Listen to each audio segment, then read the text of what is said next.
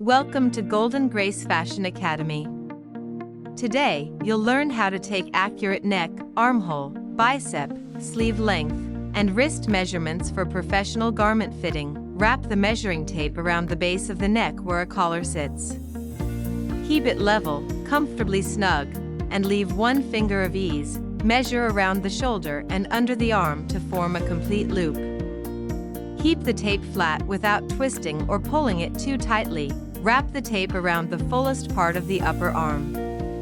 Keep the arm relaxed and ensure the tape is snug but not tight. Slightly bend the arm. Measure from the shoulder point over the elbow to the wrist bone, keeping the tape flat and following the arm naturally. Wrap the tape around the narrowest part of the wrist. Keep it comfortably snug to ensure sleeves and cuffs fit perfectly. Write each measurement down immediately. Measure twice and record the most accurate result to avoid mistakes during pattern drafting. Today's measurements include the neck, armhole, bicep, sleeve length, and wrist. Accurate measurements are the secret to perfectly fitted garments.